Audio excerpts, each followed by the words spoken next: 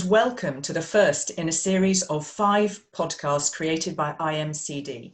IMCD is a global leader in the sales, the marketing and the distribution of specialty chemicals and ingredients. Now in 2020, IMCD celebrated its 25th anniversary. It started small in 1995 and it's steadily grown into a major player in a consolidated industry. I'm Katrina Sickle. I'm a broadcaster and moderator, and I have the privilege of marking this major milestone with 4 of the company's group business leaders, with whom I'm sharing a virtual space. So let me introduce them. With me, joining me for the ride, I have Frank Schneider, who is Business Group Director for Coatings and Construction. Hello, Frank. Where are you based today? Where are you joining from? Cologne, sunny Cologne today. I love Cologne, whether it's sunny, whether it's raining, it's one of my favorite cities. We also have with us Olivier Champeau.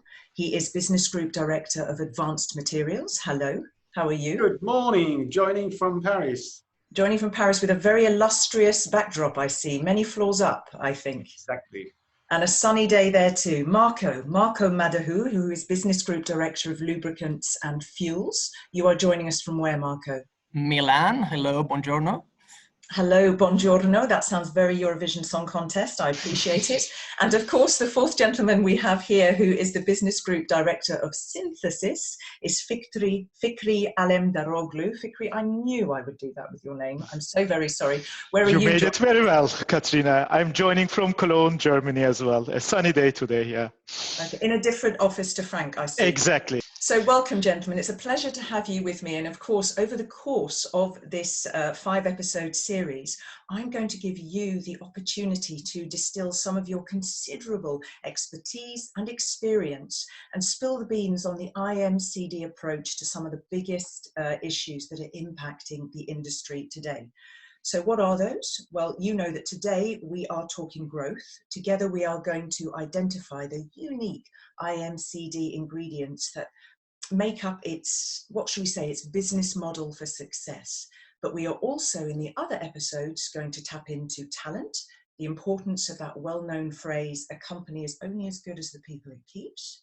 We're also going to look at sustainability critically, we cannot not, and we'll explore how a company can carve out its own path amidst a myriad of different options. Absolutely, we're going to dive into innovation, gentlemen. I think this is something close to your hearts. It's a buzzword, but it's more than a buzzword, and you are going to share with me what it really means for a distributor. And critically, another topic is digitalization. We'll learn it's less about the tech and it's more about the customer experience. Now, I'm just going to let the ladies and gentlemen who are joining us know that you might think you've covered all this before, but truly, you really haven't covered it in this way because this podcast isn't your usual fare. It's really not just about these pretty words and these grand visions. These gentlemen are going to take you behind the scenes of a company that walks the talk. And they're going to share with you some personal, some tangible stories, some concrete examples of how, at 25 years old, IMCD is creating a world of opportunity for its customers, its suppliers, but also its people, its employees. One topic on the table today, gentlemen, it's growth. Growth has absolutely been the red thread throughout IMCD's 25-year journey to date. And we're talking growth, sort of organic growth, I understand. Would you agree? But also growth through acquisitions. And that's also been a big part of the journey because IMCD has boldly stepped into new continents and regions and countries and really filled gaps in its portfolio. So I'm going to start with you, Frank. I call you the man with the mileage at IMCD. I hope that's all right, the man with the mileage. Just kick us off. Tell me 3 hallmarks of IMCD's growth. What's that growth mindset all about? It's a total simple recipe. And this is how we started it in the beginning. Increase the number of customers. So chase your salespeople going out, increase the number of customers and the products that you sell at your customers. Chase your product manager and get them better products into the portfolio. Improve and increase the number of products and the number of suppliers that you are using. And if these 2 don't work and don't help you to grow everywhere you want, then just take the money and buy something on top of that and add it to the company. Very simple 3 hallmarks. And thank you. And I know that you have a particular approach in this buying, in these acquisitions, and we will touch upon that. So you're focusing very much there on the products, on the portfolio, on the customers. I know the company has a very, very wide approach to growth. So I'm going to ask, let's hear from you, Marco. What's your answer about these 3 hallmarks? But what surprised me when I joined Imcd was the capability to capture innovation. I mean, coming from production, I thought commercial side was more on selling. It is actually developing business, and which I think is the real added value in both sides when we do acquisition or when we grow organically. Okay, so I think you're echoing what Frank says there, particularly in terms of the development. It's not just about the sales, and he was putting very much the focus on the products, the portfolio, expanding Absolutely. that, bringing that to the customer. People, I know people is going to be an absolutely vital element that's going to run through all of our conversations. But let me come to Olivier, the man in Paris.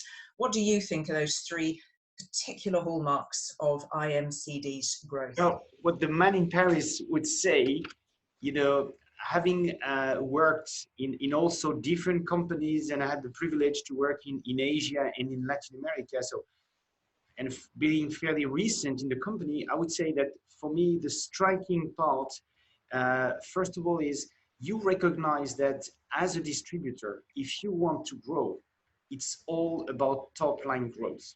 You know, unlike other companies, it's not about, you know, operational excellence. So we want to grow the top line, and many things are organized around this, especially as Frank was mentioning. But also, I think what is very interesting is IMCD has grown, as you said, over time, but IMCD remains a very light and lean organization. And what it means is the chains of decisions are very short. And also, as a company, we take a lot of efforts to eliminate bureaucracy, what we would call as chemists, you know, viscosity and things that can slow you down. And it's really a big fight against complexity in the company. But I think that's very, very interesting, because obviously that's where you differ very much from a producer as a distributor, because you are very asset light. Yes. That's what I understand. And so what I hear from you is that part of the ability to grow comes from freedom, comes from being able to dare to move forward, because you are less focused on all of those very heavy assets. So Fikri, I come to you last, but let's hear what you have to say. Yeah, I mean, Katrina, I just joined the company 1 year ago, and during a really very, let's say, difficult time of Corona crisis, yeah. In a normal, I worked in a large producers before. When a crisis hits, generally a producer go into a crisis mode. Simply, they just go down and they want to save money and do everything so that they minimize, you know. But here it's different. I just lived a very different year. It's still growth. It's still, let's capture more products, let's capture more customers, let's do this. So it's still, the aim was aggressive growth, yeah. And it was very interesting experience, surely. So what I always say is IMCD's model is designed for growth, even in a crisis year. Okay, and that would be interesting. And if I may, Katrina, to complement on what Fikri was saying, if you look again at the last few years of IMCD, major growth, amazing result. So on the one hand, people being very proud of what they have achieved, where they are, as Fikri was saying, what they are achieving these days, but also a lot of humility and absolute attitude to refuse, you know, self-complacency, to fight self-complacency, and just people willing to chase the next thing. That's absolutely key for us. I like that, not to be complacent, even in the face of growth, not to be complacent, even in the face of growth in such a challenging time. So, I mean, this is for anyone. I'll come to Marco, but Frank, feel free, because you have been very Sphinx-like since the beginning. So you may want to jump in here, because both of you have been at the company the longest of the 4 of you. How do you see this balance between the organic growth and the acquisitions? Just a couple of points, please, Marco. Yeah, I think balance is the right word. Balance and synergy. I think organic is our blood. Organic is let's say, the DNA of IMCD. We need to deliver organic growth. We need to find new solutions. We need to offer to customers, suppliers, sustainable future. Synergetic approach with acquisition. I think acquisition can help to extend our territorial coverage, to fill gaps in our portfolio, and most of all, to support the organic growth of the existing business. So I think balance and synergic is probably the two words on the two. Okay, I'm going to come right to you and say, okay, just unpack synergy. I'm sitting with you and I go, whoa, what do you mean synergy? I mean, you gave some examples, but just be absolutely clear. When you say synergetic growth, what does that mean? Well, it means, for instance, that to grow in a specific country or to grow a specific application, I need something else in my portfolio, so I can look for acquisition to complete my portfolio or to extend my presence in that specific country where I identified a specific trend, for instance. Right, Frank. I think, did you want to come in here?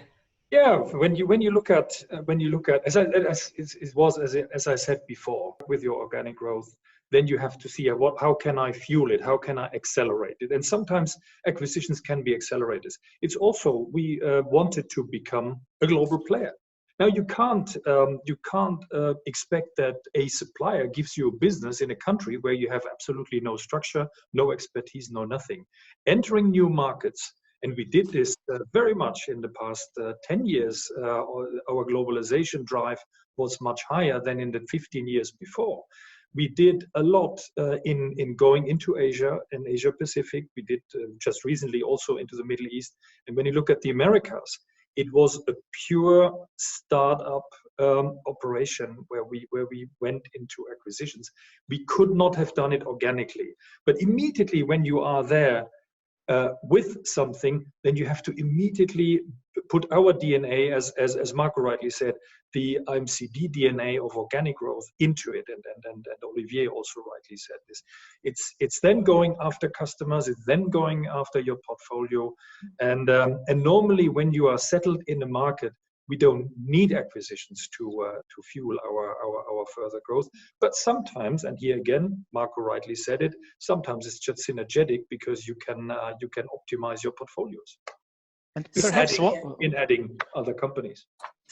Kat, one thing that I want to add, which I find it very amazing in this company, that really the synergy that you have, not only externally with acquisitions, but also internally. When you have a new supplier, you don't just sell the products of the supplier in my business group or in Frank's business group. No, we really talk, and there are the experts there who create the value, who create really the value, and you can really talk with your supplier and give them a really broad opportunities for selling their products, and they're really very happy, and we grow together with them, and they grow also their business with us.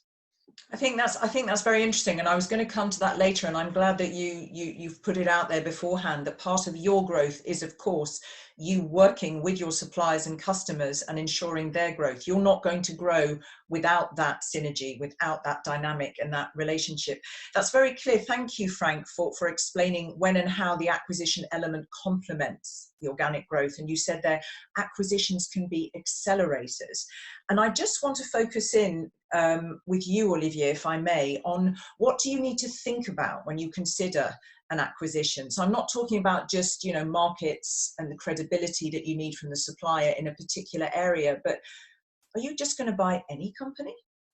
No, I mean, that's a very key point. I think what we recognize very well at IMCD is to identify the cultural fits, the cultural parts, because integrating a company, acquiring a company, as we said, it's a lot about people. This means that, recognizing the values, the cultural fit, etc., is a very strong part of this process. Thank you so much for putting out there those words, culture and values, because that enables me to come directly to Frank. I just want to stick with you because you've got this history. It must be very difficult and you gave some examples of the growth, that you don't dilute those values, that you don't dilute what is fundamental to the DNA of IMCD and to its spirit when you are taking on board newly acquired companies and people. So how on earth do you stay true to your roots and ensure that those that you are bringing on also adopt those same values?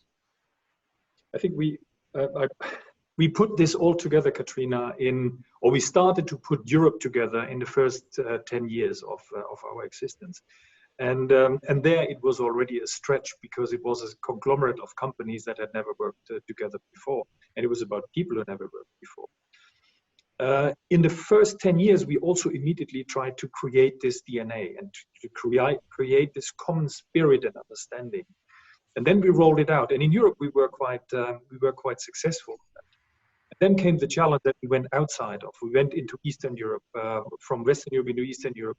When you look at going into Asia, cultures are totally different. DNAs are different. Tastes are different. And you need a strong key and core team, a core business team for every business to implement then the DNA and roll this DNA out, this spirit out, and this culture idea out. Biggest challenge, by the way.